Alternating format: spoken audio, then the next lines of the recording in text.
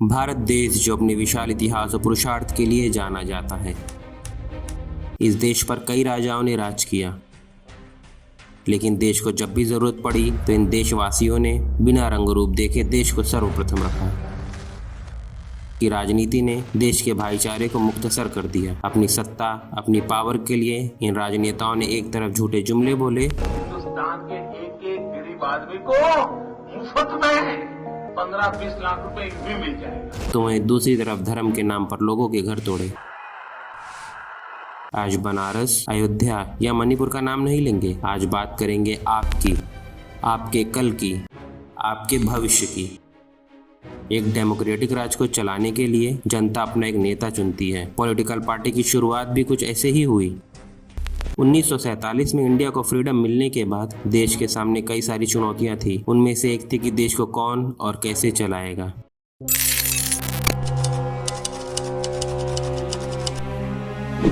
सन 1951 वो साल जब पहला जनरल इलेक्शन हुआ। आज़ादी के बाद भारत के सामने दो सबसे बड़ी चुनौतियां थीं। पहली कि देशवासियों को रोटी कपड़ा मकान मुहैया करवाना, और दूसरी कि देश को कौन और कैसे चलाएगा। भारत की बागडोर संभालने के लिए 53 पॉलिटिकल पार्टी ने पार्टिसिपेशन किया। कांग्रेस ने सर्वाधिक 364 सीट के साथ अपनी सत्ता बनाई और जवाहरलाल नेहरू को फर्स्ट प्राइम मिनिस्टर की जिम्मेदारी दी।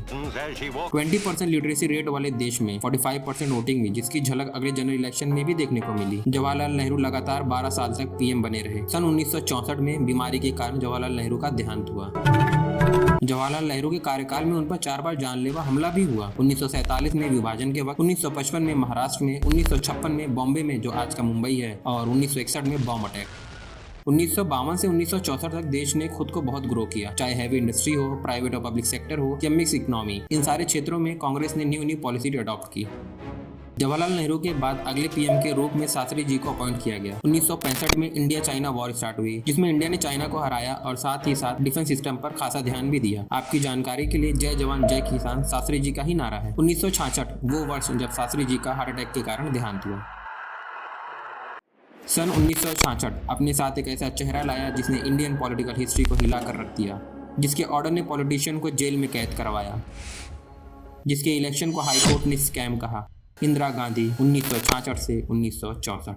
इंदिरा गांधी एक शक्तिशाली पॉलिटिशियन थी। शायद यही वजह थी कि उनके प्रधानमंत्री बनते ही उनकी पार्टी में हलचल सी मच गई। उनकी पार्टी को उनसे डिक्टेटरशिप का डर था, जो कि इंदिरा गांधी के पॉलिटिकल करियर में एंड में दिखा भी। वक्त के साथ ये डर और बढ़ा। मिड 1969 में पार्टी प्रेसिडेंट एस निजलिंगप्पा ने इंदिरा गांधी को पार्टी से निकाल दिया। वजह थी इनडिसिप्लिनरी एक्शन। नतीजतन इंदिरा गांधी ने अपनी पार्टी लॉन्च की, जिसे कांग्रेस आर नाम दिया गया। पार्लियामेंट में कांग्रेस आर को अपोजिशन का फुल सपोर्ट भी मिला। ये पार्टी पूरे तरीके से अपोजिशन द्वारा मैनेज की जा रही थी। बाद में यही जनता पार्टी के नाम से फेमस भी हुई। 1971 5वां जनरल इलेक्शन हुआ। नतीजे ने लोगों को चौंका दिया। गरीबी हटाओ नारे के साथ इंदिरा गांधी की पार्टी विजयी हुई। एक हम्माम में सब नंगे। कहा जाता है कि करप्शन के लिए ही पॉलिटिक्स है। 10,000 20,000 करोड़ का स्कैम ये शुरू से ही चला आ रहा है, बस हर साल नंबर बढ़ते चले जाते हैं। इंदिरा गांधी ने पार्टी फंड के लिए इंडस्ट्रीज और बैंक पर फोकस किया, क्योंकि सबको मिल बांट कर खाना भी तो है, अकेले से हजम नहीं होता। 12 जून 1975 हाईकोर्ट का ऑर्डर आया, जिसने इंदिरा गांधी की नींद उड़ा दी। कोर्ट का ऑर्डर था कि 1971 के इलेक्शन में धांधली हुई थी, इसलिए उसे खारिज किया जाना चाहिए, लेकिन इंदिरा गांधी ने ऑर्डर को रिजेक्ट किया और सुप्रीम कोर्ट में अपील की। इंदिरा गांधी के लगातार डिसिप्लिन तोड़ने के डर से मिनिस्ट्री ने मौजूदा प्रेसिडेंट फखरुद्दीन अली अहमद से स्टेट ऑफ इमरजेंसी लगाने की अपील की अंडर आर्टिकल 352। ये वही टाइम था जब इंदिरा गांधी ने बहुत से पॉलिटिशियन को जेल करवाया, बैंक अकाउंट फ्रीज करवाए, जिसे मौजूदा बीजेपी ने पिछले जनरल इलेक्शन में दोहराया। इतिहास खुद को दोहराता भी है। जनता अलायंस 1977 और मौजूदा इंडिया अलायंस 2024 दोनों की उत्पत्ति के कारण सेम है। 19 महीनों के बाद 21 मार्च 1977 को इमरजेंसी खत्म हुई। फिर से फ्रेश इलेक्शन हुए और सब अपोजिशन ने मिलकर जनता अलायंस फॉर्म किया, जिसे कांग्रेस आई कहा गया। इसी पार्टी ने इंदिरा गांधी की पार्टी को बुरी तरह से हराया। 1980 इंदिरा गांधी की पार्टी फिर से मेजोरिटी में आई और साथ ही साथ इंदिरा गांधी ने प्रधानमंत्री पद की शपथ ली। आपका वर्तमान में लिया गया फैसला आपका भविष्य तय करता है। 1984 जनरल सिंह भेड़धरनवाल और उनके साथियों ने गोल्डन टेम्पल को अपना बचाव स्थल बनाया। Operation blue star. Indira Gandhi के ऑर्डर पर गोल्डन टेम्पल में छुपे मिलिटेंट को मारने के लिए फोर्स भेजी गई। नतीजतन गोल्डन टेम्पल में गोलियां गोलियां चली और आग लगी, जिससे सिख कम्युनिटी को सबसे ज्यादा ठेस पहुंची। 31 अक्टूबर 1984 इंदिरा गांधी के बॉडीगार्ड सतवंत सिंह और बीरेंद्र सिंह ने अपने सर्विस वेपन से इंदिरा गांधी को गोली मारकर उनकी हत्या कर दी और जिसके परिणाम स्वरूप एंटी सिख राइट्स हुए, जिसमें लगभग 20,000 लोगों की जानें भी गईं। दिसंबर 1984 एक बार फिर से गांधी परिवार ने 401 सीट के साथ अपना विजयी परचम लहराया। राजीव गांधी को अगले प्रधानमंत्री के रूप में देखा गया। पार्टी कोई भी हो, फायदा सबका होना चाहिए। चोर चोर मौसे रे भाई। राजीव गांधी एक लोकप्रिय प्रधानमंत्री थे और इनके कार्यकाल में घोटाले भी सबसे ज्यादा हुए। वो अलग बात है कि राजीव गांधी की मृत्यु के बाद 2004 में उन्हें क्लीन चिट मिल गई। आजादी के बाद गांधी परिवार पर लगातार जानलेवा हमले किए गए। 21 मई 1991 राजीव गांधी को भी इसका सामना करना पड़ा। तमिलनाडु की टाइगर वुमेन ने पब्लिक समारोह में फूल की माला में बॉम्ब लगाकर राजीव गांधी की हत्या कर दी। इस घटना ने गांधी परिवार में प्रधानमंत्री पद को लेकर एक खौफ पैदा कर दिया। जून 1991 में पीवी नरसिम्हा राव ने प्रधानमंत्री पद संभाला। ये पहले साउथ इंडियन प्रधानमंत्री थे। इन्होंने मनमोहन सिंह को फाइनेंस मिनिस्ट्री दी और globalisation and Indian monetary fund जैसी पॉलिसीज बनाई, जो बाद में अटल बिहारी वाजपेयी और मनमोहन सिंह द्वारा कंटिन्यू भी की गई। इसी कारण इन्हें फादर ऑफ इकोनॉमिक रिफॉर्म और चाणक्य भी कहा जाता था। 1996 11 जनवरी इलेक्शन हुआ। कांग्रेस ने अपनी मेजोरिटी खो दी और सोनिया गांधी के आते ही पीवी नरसिम्हा राव ने पार्टी से रिजाइन कर दिया और अगले पीएम के रूप में अटल बिहारी वाजपेयी ने शपथ ली। 2004 में कांग्रेस पार्टी ने फिर से मेजोरिटी ली और मनमोहन सिंह प्रधानमंत्री बने, जो हिस्ट्री के सबसे इंटेलेक्चुअल प्रधानमंत्री साबित हुए। इन्होंने right to information, right to education, employment guarantee bill जैसी बहुत सारी पॉलिसीज दी, जिसके नतीजे ने कांग्रेस को 2009 का जनरल इलेक्शन भी जिताया। 2014 इंडिया बदलाव की नाव में रफ्तार पकड़ने लगा था। इन पॉलिटिशियन ने अब धर्म और डेवलपमेंट को अपना मुद्दा बनाया। कांग्रेस के सामने अब बीजेपी आ गई थी, जिसने 1991 के जनरल इलेक्शन में ही अपना वर्चस्व बना लिया था। बाबरी मस्जिद, अयोध्या, बनारस जैसे मुद्दे भी इसी पार्टी ने दिए। 2014 के जनरल इलेक्शन में बीजेपी ने 336 सीट के साथ एक विशाल जीत तय की और नए प्रधानमंत्री के रूप में नरेंद्र मोदी ने शपथ ली। 2014-2019 के इलेक्शन में बीजेपी मेजॉरिटी में रही, लेकिन 2024 के इलेक्शन में ऐसा क्या हुआ जिसने बीजेपी की पकड़ को हल्का कर दिया? किसी पार्टी के अच्छे या खराब होने के कुछ बेसिक पैरामीटर्स होते हैं, जैसे infrastructure, defence, employment, policies and scam. पिछले 10 सालों में नोड और इंफ्रास्ट्रक्चर में काफी डेवलपमेंट हुआ है, लेकिन इसका मतलब ये नहीं कि कांग्रेस के टाइम पर ये डेवलप 50% या कम था। फर्क बस 19-20 का है। Highways, bridge, special economic zone दोनों पार्टीज के दौर में बने। डिफेंस के पॉइंट ऑफ व्यू से कांग्रेस के टाइम पर ज्यादा इन्वेस्टमेंट हुआ, वहीं बीजेपी में कम, क्योंकि कांग्रेस ने वॉर देखी है, चाहे कारगिल हो या इंडो चाइना वॉर, इसलिए वो रेडी भी रही है। पॉलिसीज मेकिंग के लिए कांग्रेस की हिस्ट्री हमेशा से अच्छी थी, वो चाहे राइट टू एजुकेशन हो या right to information. Rule making में बीजेपी काफी दूर रही है कांग्रेस से। स्कैम हर पार्टी के दौर में हुए हैं, क्योंकि सबको मिल बांट कर खाना है। पिछले 10 सालों में स्कैम के अमाउंट पर नजर डालें तो वो वाकई चौंकाने वाले हैं। Nirav Modi scam, demonetisation, electoral bond, exam scam, list बहुत बड़ी है।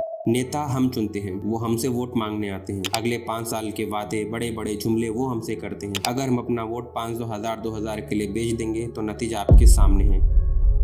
स्कैम, धांधलिया, घोटाले से नुकसान सिर्फ और सिर्फ आम जनता का होता है, इसलिए अगर कुछ गलत दिखे तो आवाज उठाओ। अगर नहीं बोल सकते तो उसे धर्म या जाति के नाम पर प्रमोट भी ना करो, लेकिन अगर कुछ अच्छा लगे तो उसे शेयर जरूर करो। बूंद बूंद से घड़ा भरता है। एक दिन में कुछ नहीं होता, लेकिन एक दिन जरूर होता है।